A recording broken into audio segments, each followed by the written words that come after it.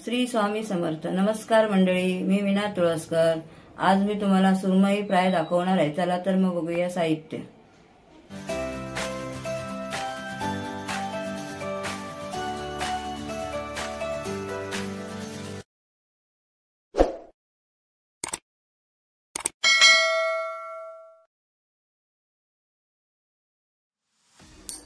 हे बघा, हे सुरमईचे तुकडे आहेत. याला मी मीठ लावून धुवून घेतले आहेत 3-4 वेळा. आता हे त्याला लावण्यासाठी गव्हाचं पीठ घेतलंय.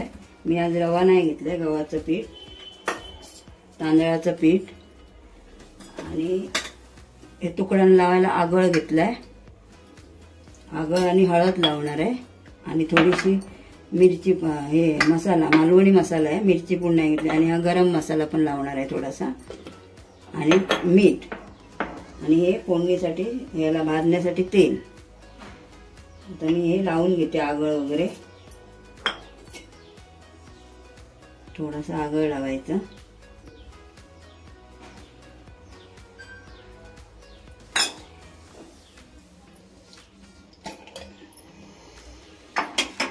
आणि 5 मिनिटं असं लावून ठेवायचं.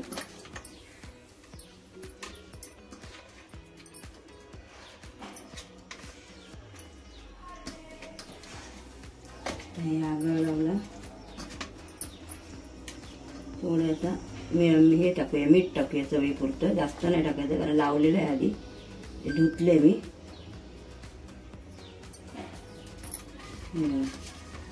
असे थोडंसं आणखी थोडंसं घेते, ते खार होतील ना.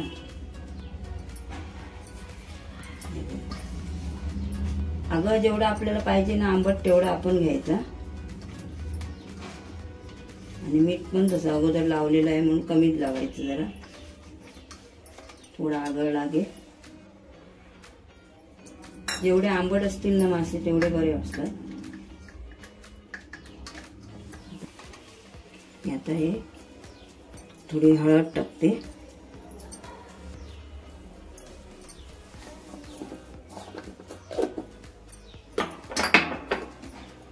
तुम्हाला जर ओली मिरची, हिरवी मिरची वगैरे वाटून पण लावू शकतात तुम्ही. आलं लसूणची पेस्ट पण. हे गरम मसाला लावते आधी थोडासा, पहिला लावून घेते. हे अर्धा चमचाच घ्यायचा गरम मसाला, कारण मालवणी मसाला मी वापरणार आहे ना, त्याच्यामध्ये पण आमचा गरम मसाला असतोच, म्हणून थोडासा वापरणार आहे. म्हणजे मी वेगळ्या प्रकारे करते, मला माझ्या पद्धतीने. मच्छीच्या हाताने जरा वेगवेगळं असं हळूहळू घ्यावं लागतं, नाही ते परत हात लागतात ना. आता हळद टाकली थोडीशी, थोडी हळद घालायची, जास्त नाही घालायची कारण मसाल्यामध्ये पण असते ना हळद.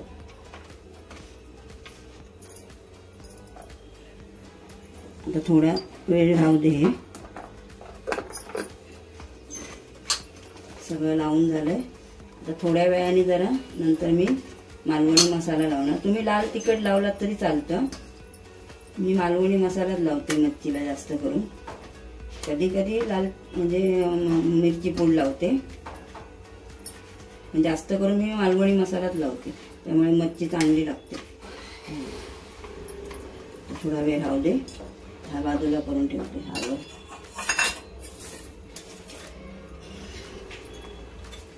थोडा वेळ राहू दे. आता 2-3 मिनिटं झाली आहे सगळं हे लावून, म्हणजे गरम मसाला, आगळ आणि हळद लावून झालं, मीठ हे एवढं सगळं लावून झालं. आता मालवणी मसाला लावते. मालवणी मसाला आपल्याला तिखट पाहिजे तेवढंच घ्यायचं, जास्त नाही घ्यायचं. अर्धा चमचाने थोडासा घेतला मी, बस. आता हे लावून घेऊया.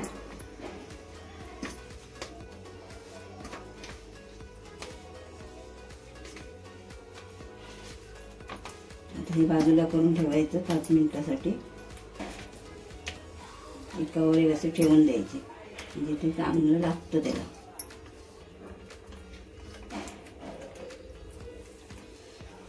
आता तुम्हाला मी थोड्या वेळाने पीठ तयार करून दाखवते, गव्हाचं पीठ आणि तांदळाचं पीठ. आता आपण पीठ तयार करून घेऊया. हे तांदळाचं पीठ आहे, 2 चमचे घेते. आणि गव्हाचं पीठ थोडंसंच घ्यायचं, 1 चमचा आणि थोडंसं आहे बघा, जेवढं आपल्याला पाहिजे तेवढं, आणि मिक्स करायचं. थोडं आणखी तांदळाचं पीठ घेते. तांदळाच्या पिठाने जरा वेळेस कुरकुरीत होतात मासे चांगले, आणि गव्हाच्या पिठाने जरा बाइंडिंग व्यवस्थित होते त्याची. आणि याच्यामध्ये आता थोडंसं हळद घालते, थोडी हळद टाकायची, जास्त नाही, बस. आता मालवणी मसाला आहे तो टाकते, थोडासा पाहिजे पिठामध्ये, कारण लावलेला आहे ना आपण. आणि थोडंसं मीठ, थोडंसं घालायचं मीठ.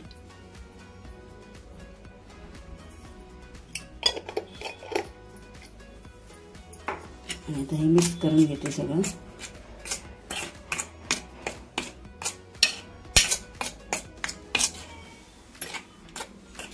मिक्स झालं सगळं. आज मी रवा नाही घेतलेला, जास्त करून रवा मी वापरतच नाही, गव्हाचं पीठ आणि तांदळाचं पीठच वापरते. आता आपण तवा तापल्यावरती भाजायला घेऊया. तुम्हाला जसं म्हणजे कोणी लाल तिखट लावतो, कोणी हिरवी मिरचीचं वाटण करून पण लावतो, काही पण आपल्याला जे वाटतं ते आपण लावायचं. पण आम्ही अशा पद्धतीने करतो, म्हणून मी असं दाखवलं. पहिलं मी वेगळं दाखवलेलं, पण आता मी असं करते तसंच मी दाखवलं तुम्हाला. आता थोडं तेल टाकू याच्यावर, तव्यावरती 1 चमचा तेल टाकून घेते. आम्ही जास्त तेल नाही घालत, तापला का आवाज येईल ना थोडा.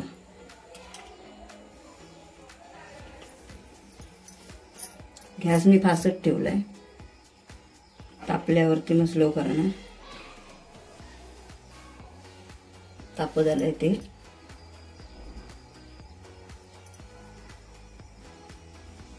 गॅस फास्टच आहे अजून, जरा तापू दे. आता ह्याच्यामध्ये मी मिक्स करते, पीठ लावून घेते. असं जरा असं हे करून घ्यायचं चांगलं.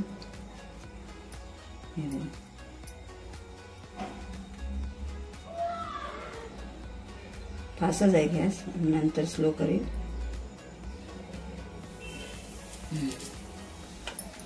दोनच तुकडे घालून भाजणार आहे. पीठ पण चांगलं राहत आहे.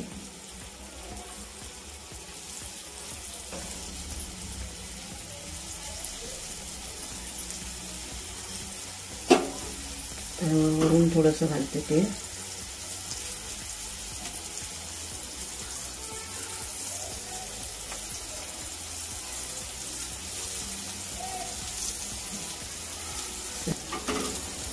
गॅस थोडा कमी करते, कारण ते करपून जाईल ना खाली.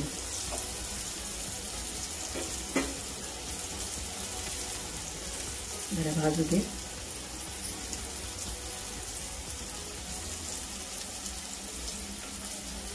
आता बघते जरा उचलता येतं नाही, थोडं भाजू दे.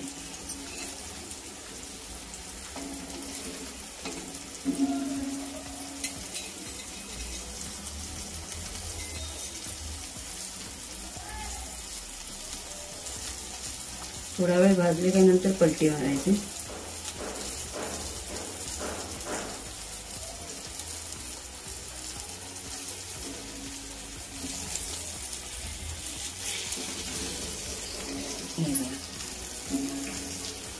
आता थोडा भाजू दे, जरा उशिरा घातलेला ना तो. आता तेल नाही टाकणार, आता याच्यामध्ये भाजून घेणार मी.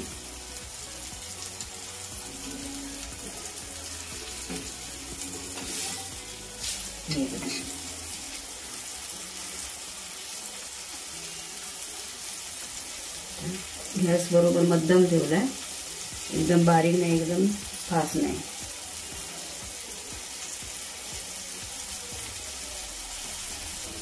एक पण भाजला तरी चांगला परतायला वगैरे. असे पलटून बघूया त्याला. तुम्ही चांगले भाजले बघा.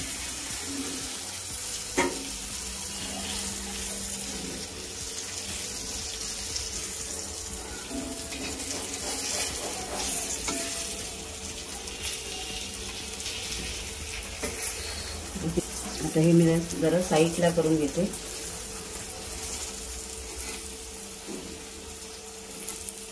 गॅस जरा स्लो हे आहे ना, खोल हे करून ठेवलं आहे. तर इथे एक घालून घेते आणि थोडंसं तेल टाकते.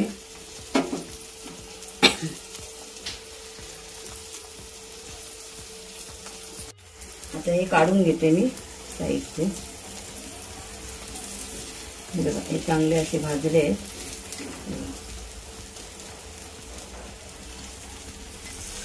हे बघा, दोन्ही बाजूने चांगले भाजले. आता ही घातलेली आहे ती पण परतून घेते. हे बघा,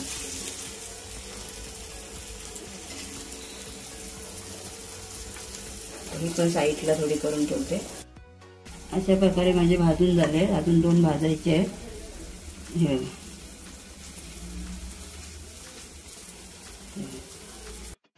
अशा प्रकारे माझे सगळे फ्राय करून झाले आहेत मासे तुकडी.